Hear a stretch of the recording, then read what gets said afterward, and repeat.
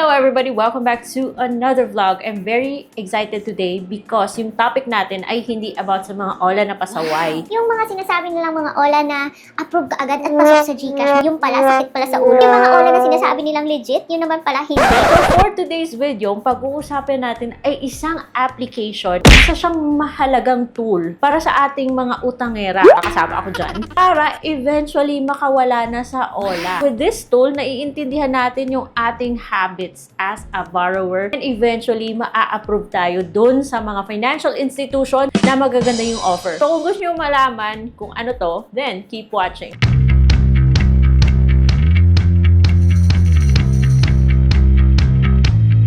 Welcome back to my channel. So for today's video, pag-uusapan natin ay si Lista app.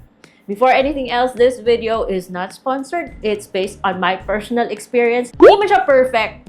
May mga flaws siya, pero malaking tulong niya sa akin mga best. Nung dinownload ko si Lista app, nalaman ko na hindi pala maganda yung aking credit score. At sinunod ko yung mga tips niya. Doon ko nalaman kung sino-sino yung mga OLA, yung nagre-report talaga sa CIC.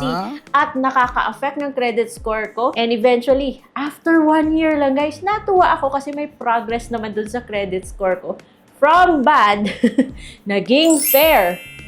Ayan yung chart para mas maintindihan nyo.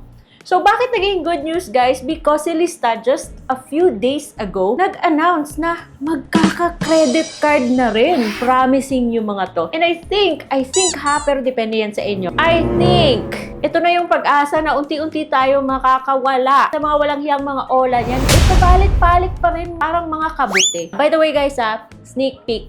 Si Lista app ay hindi po isang utang platform. It's a budgeting tool and through which you can get your credit report. Balikan natin yan mamaya. Nakatanggap ako ng notification that your Lista card is almost here. Si Zed, parating na. Si Samon, magkakaroon din ng card. Si Maya, magkakaroon din ng card. At Itong si Lista, ayaw ding pahuli ha. So your Lista card is almost here. Congrats! You're pre-approved. Oh, bongga. Early stages pa lang siya. Early stage pa lang siya, mga best. Wala pa yung card. Pero sabi dito, personalize your future Lista card by answering the survey. Ayan na naman, pa-survey naman. But wala namang mawawala kung join ka sa waitlist nila. Pero na-intrigue ako, napaklik ako ng I'm interested, napunta ako doon. Help us build the best credit card for you. Oh, just by answering 2 questions. Wala namang mawawala, guys. So, ayun, napaklik ako syempre ng let's do it. A safeguard meant to help you improve your credit score. Diba? Gusto natin yan kasi yung credit score, yun yung nakakatulong sa mga financial institutions na mag-decide kung karapat-dapat ba tayong pautangin o hindi. Answer letter A, cool, I want one. Next question, a card that starts with low credit limit. Para na rin, no? Magsisimula ka sa mababa. Pero okay na yan. For well-behaved. Oh, wag kayong pasaway dito. Credit card holders. No credit limit but increases every month for well-behaved credit card holders. Wag kayong pasaway ha. So, yes please. Letter A. At yon pinapili niya. And dito ako na-shock guys. I was taken aback a little bit kasi may activation fee.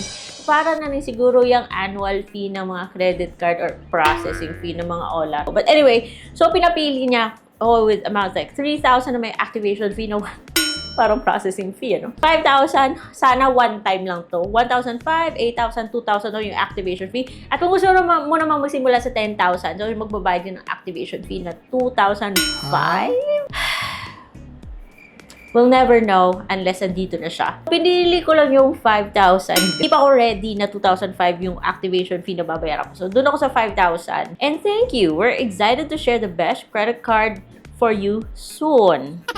Submit.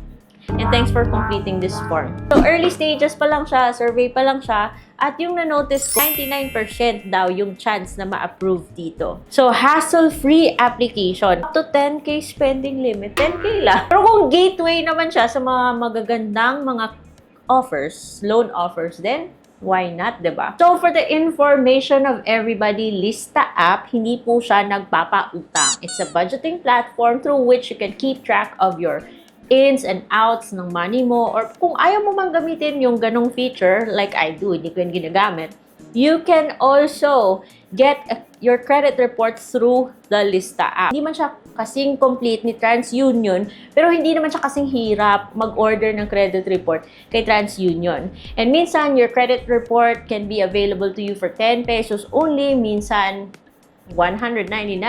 But still, mas mababa siya kumpara kay Mukasa. Kasi si Mukasa nag-o-offer din ng credit report. Pero ito si Lista, 199 lang.